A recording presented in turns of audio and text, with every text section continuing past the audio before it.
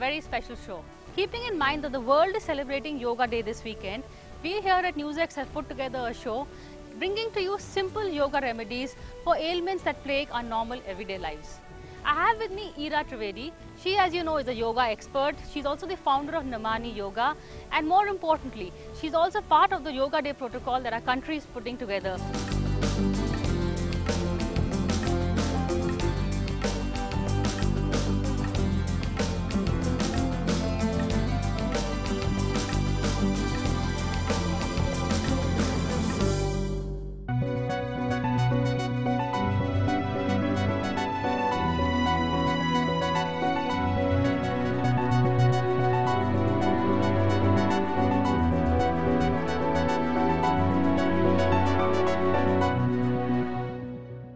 Welcome to NewsX. And Ira, before we begin with the few simple asanas, I want to ask you is why is yoga so important? Why are we stressing so much? Keep aside the politics and the religion. Just a simple, healthy option. Why should I do yoga?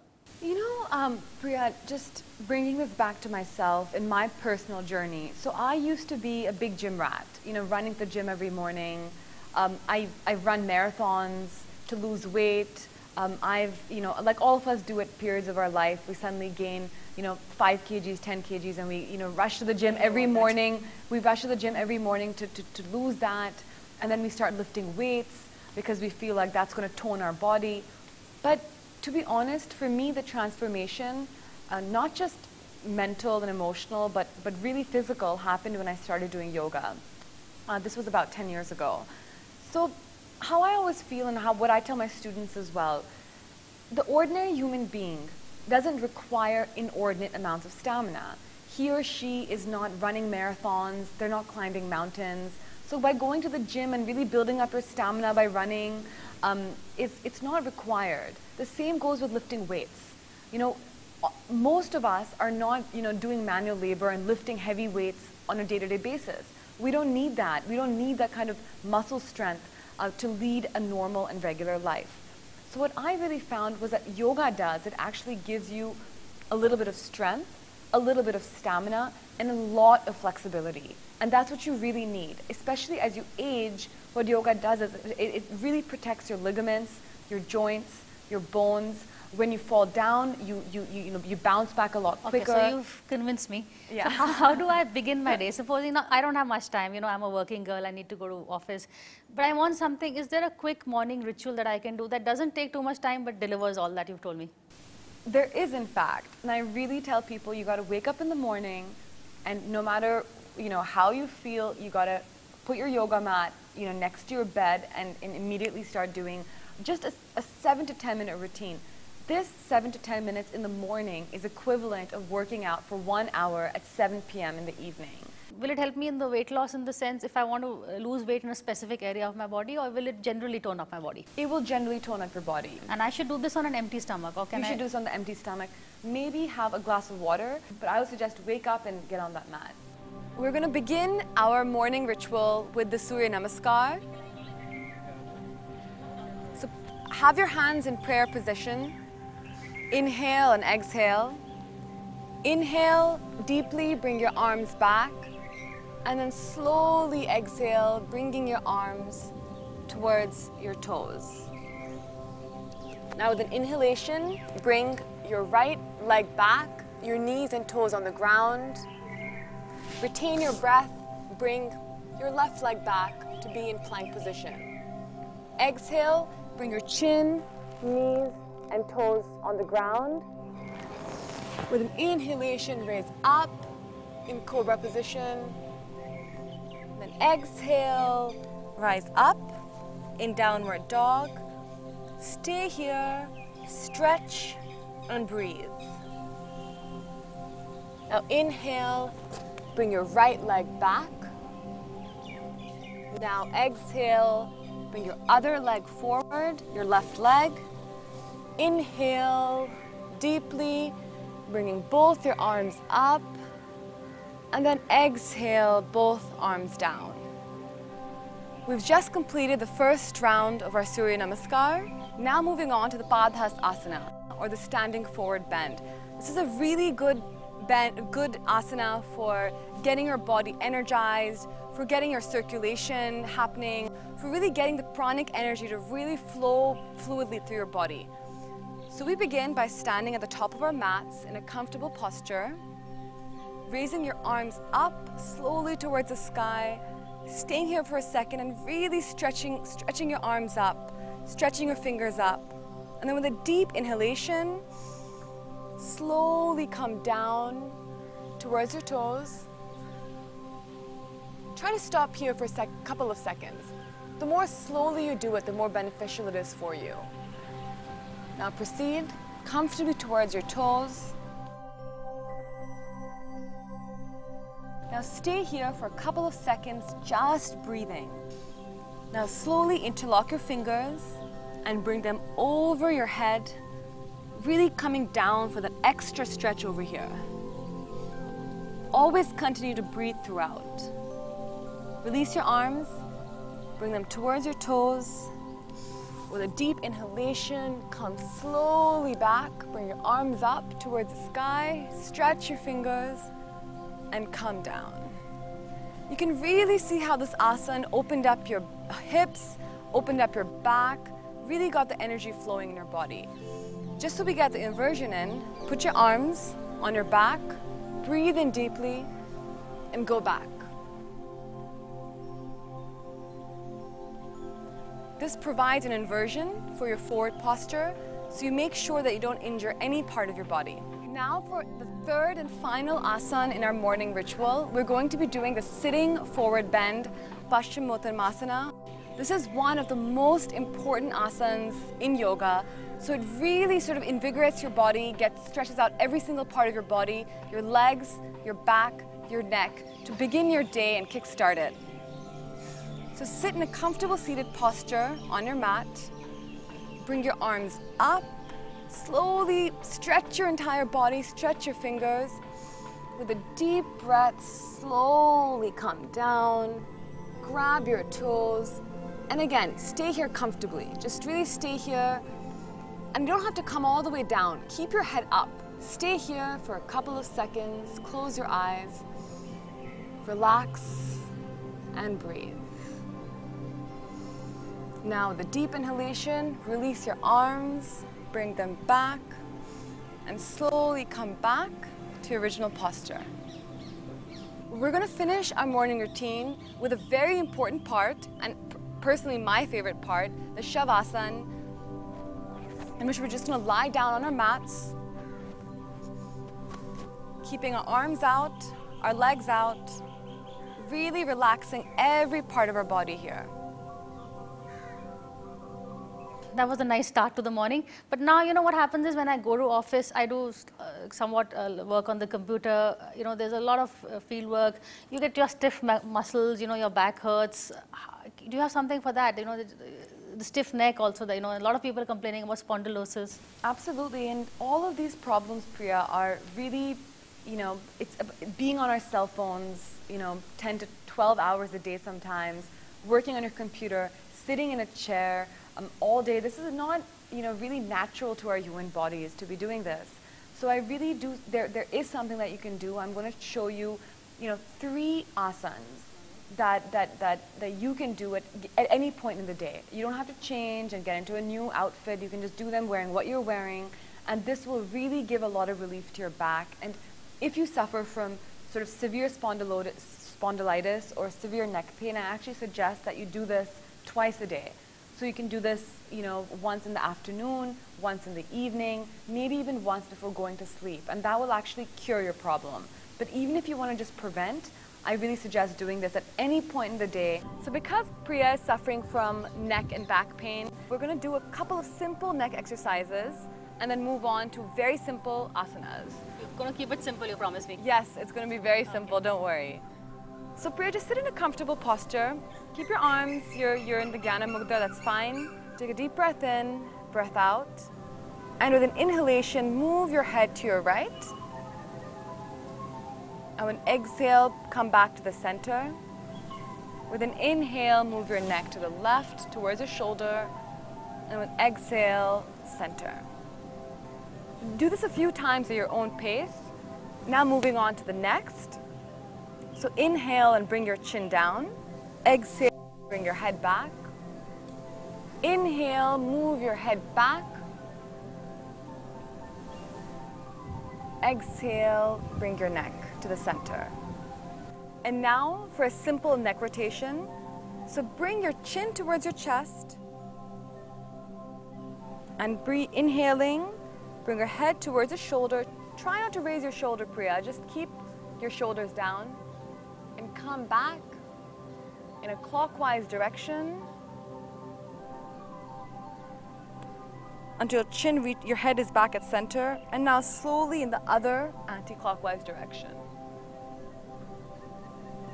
Be gentle with your neck, stretching back only as much as you possibly can. I have a question. With this going round and round, I tend to feel a little dizzy. Is that normal? Am I doing it too fast? You're probably doing it too fast. Do it, the slower you do it, the better it is for you. We often think, let's just do this quickly and get it over and done with. But in reality, do few, but do them slowly. Now, Priya, we're going to be practicing the Gomukhasana, or the cow pose, which is really, really good for relieving tension from your shoulders, from your neck, from your entire back. I, in fact, had a really bad case of cervical spondylitis, but it got completely cured because I did the Gomukhasana. So take your right leg and bend it, and bring your left leg over your right leg. And now bring your right hand up towards your ear, slowly bend it, and bring your left arm in front of you, bring it to your side, and try to twist it behind you, and just whatever is comfortable. Don't stretch yourself. Just manage to touch. Oh, that's perfect. You're very good. So just stay here as comfortable. Don't overstretch. Don't try to touch your fingers if you can't. And don't overstay. Yes, definitely don't overstretch. Yoga is all about respecting your body. So stay here for a couple of breaths, and now slowly release. So bring your right arm up, release to your side, and now bring your left arm back. And now, Priya, repeat the same on the other side. And now for the Bhujangasana, quite simple. So lie down on the front of your mats, just gently lying down, keeping your chin out. Bring your arms to your side, in line with your shoulders. And now inhale, and slowly come up. Slowly come up, bring your chin up, and really feel that stretch in your back and your neck as you do the Bhujangasana. Now slowly come down gently. Our last asana is actually a really simple one. No, this is a very simple asana. It's called the MAKARASANA. In fact, you're almost already doing it. Oh, so bring your arms out in front of you, creating a pillow with your arms, and your feet should be like this. It's called crocodile position. So your toes should be touching, your heels outward, your toes together. And now making a pillow of your arms, just put your head down like this. That's it. Now stay here and breathe. Breathe and really feel your neck. Focus your breath on your neck and your back. And now come back and do the other side.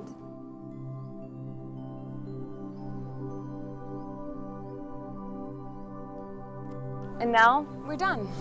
That's it? That's it. How do you feel? Do you feel better than before? And more relaxed. What happens if I do this in the middle of the office? No, I'm sure you have a conference room and just, you can lay out your mat. So how many times do I do this? Makarasana, you can just do this for 10-15 seconds on each side and you're done. Now, if I come to some specific problems, say for instance, if we take the instance of diabetes, that's something that we still haven't been able to find a cure for it. People take medicines to control it or whatever, but can you give us some simple asanas that will help you, diabetes deal with their life? Yes, I will. And I have many diabetics in my own family. And while yoga is not going to provide a cure, I'm not going to tell you that yoga is going to be an alternative to taking insulin. But what it can really do is help improve your situation. And I have seen this in front of my own eyes, diabetic patients getting off insulin and getting on a much more milder sort of dosage because of yoga. And science has proven that actually if yoga is done continuously over many years in a very, very regular way, in a few instances, it can even cure diabetes. Need some special diet for yoga, for even for say diabetics, or otherwise also in order to make the yoga exercises more impactful? Priya, the interesting thing about yoga is, I've seen this in my own personal life, I've seen this with my students as well. The effects of yoga, of course, are physical. It'll make you lose weight, it'll make you look better, but somehow it also helps get rid of a lot of bad habits. I know regular yoga practitioners who have stopped smoking, they've stopped drinking, they don't want to have cold drinks anymore. Many people become vegetarian. So there are effects of yoga, and pretty strong ones, not just on your external body, but also on your internal body, which is what makes it so special. So in fact, I found that if I do yoga, my diet automatically stays in check. And now we're going to be moving on to our sequence for diabetes, for prevention of diabetes. So first, we're going to start with the SETUBANDHASANA, or the bridge posture. This is really, really good for controlling your insulin, for your thyroid gland and your pituitary gland. So lie down on your backs, slowly bring your pelvis up and stay here. If you're comfortable, you can hold on to your ankles for a further stretch and stretch up towards the sky in SETUBANDHASANA. Now slowly come down, releasing the posture and coming back to original position. Now we're going to be doing the Ardha Matsyendrasana Asana. Very, very good for your internal organs, especially your pancreas. It gives all your internal organs a great stretch, as well as being very good for your spine. So you bend your right leg, bring your left leg on top, bring your arms out on the side of your body, and slowly twist the right arm, bringing it over your left knee, and place your arms down, and bring your chin towards your shoulder. If you can interlock your fingers at the back, and stay here for a couple of seconds, just inhaling and exhaling. Now release the posture, release your arms, release your legs, and do it on the other side. Our third and final posture for prevention of diabetes is the SARVANGASANA, or the shoulder stand. This is considered the queen of all asanas because it has so many benefits, prevention of diabetes being one.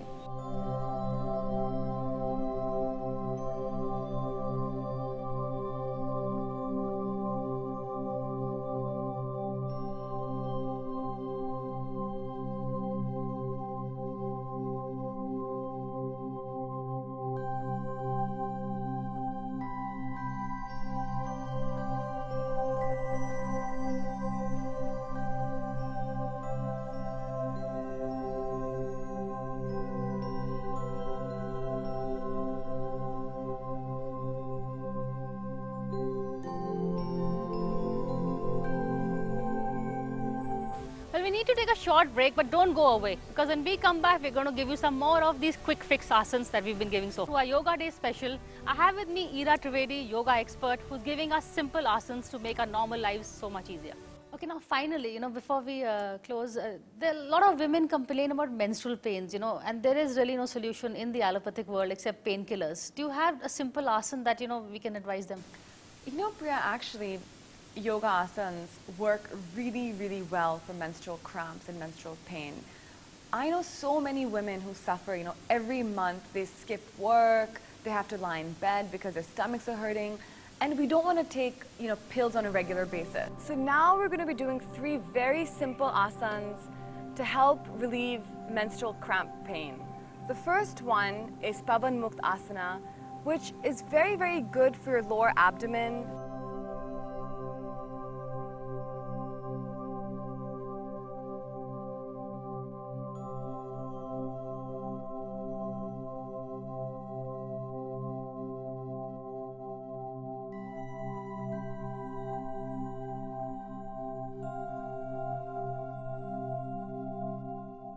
The second stretch that we'll be doing is a cat stretch. It's not technically an asana, but it's very, very good for again, reducing the stress in the lower abdomen in the pelvis area, which is typically the area affected during menstruation.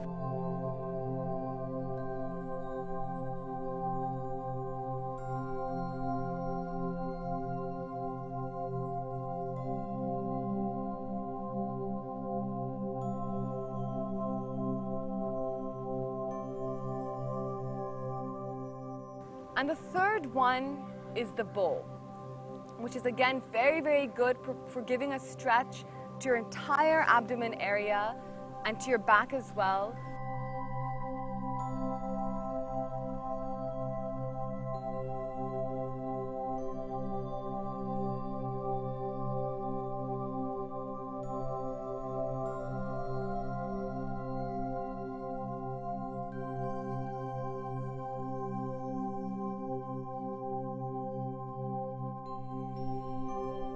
I know what you're thinking, this looks really hard, but trust me, it's not.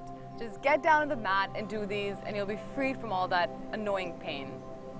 Well, that's it. Thank you for talking to us and also for this demonstration. I think a lot of people are interested in these simple asanas that will, make their lives a little more easier. I really hope so. Again, sometimes a lot of us are overwhelmed by doing yoga. It looks so difficult. Can we really do this? And I can't touch my toes. Will I be able to do yoga? That's me. And hey, but you did a really good job today. So well, thanks to you. I do think that people are a little intimidated by yoga. A lot of people are scared. They think that they're going to hurt themselves if they do yoga. Can they really bend and twist their bodies like that?